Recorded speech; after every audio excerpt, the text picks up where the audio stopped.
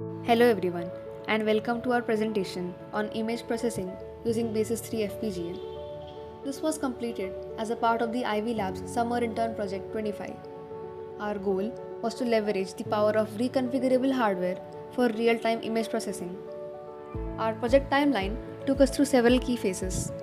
After learning the basics of Verilog and Vivado, we spent time designing filter modules in simulation. The final crucial stages were uploading the image to the FPGA via UART and implementing the image filters for the final display output. The overview of this project was to implement real-time image filters on the Basis 3 FPGA and display the resulting filtered image on a VGA monitor. The applications for this technology are significant. We achieve fast image processing because FPGA allows for parallel processing. This has critical uses in fields like astronomical image processing, biomedical image processing, and it could also be used for high-resolution video streaming. So, what is an FPGA and why did we choose it over an MCU? An FPGA is a logic device made up of configurable logic cells and programmable switches, essentially everything needed to implement any digital circuit. When compared to a microcontroller, an FPGA offers huge parallel processing, whereas an MCU has minimal processing capability.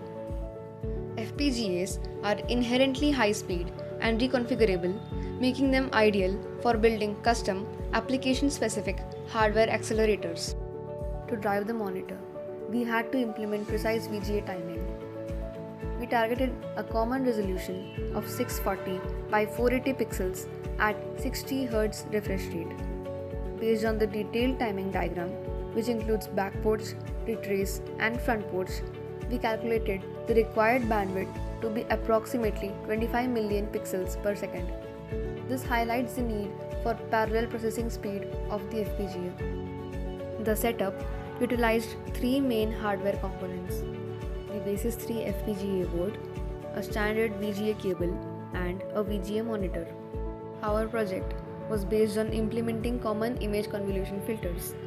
These filters use kernels like the averaging filter for blurring, the identity kernel, the edge detection kernel, and sharpen kernel. FPGA's parallel structure allows us to process these kernels across entire image very quickly. A key part of our approach involved memory management on Basis 3. The image size was exceeding the capacity of LUT RAMs, so we had to force the FPGA to store the image data in VRAM. For real-time 2D filtering, we used line buffers to hold consecutive rows of pixel data, which is essential for performing convolution operations efficiently. Before processing on the FPGA, we used a Python script with OpenCV to resize and sample the image. The image data was then sent to FPGA's UART receiver, which feeds the data into VRAM memory. The VGA controller then reads from the memory, applies the chosen filters, and displays the result on the monitor. The results demonstrate successful real-time image processing using an FPGA. We achieved this display of processed image on VGA monitor by applying various filters, including point filters like grayscale and inversion, and convolution filters. The switching between different filters was managed using physical switches on the FPGA board. Each switch was assigned to a specific filter, allowing the user to instantly select and apply a new filter to the image data in real time. This validates our hardware design and its real-time processing capability.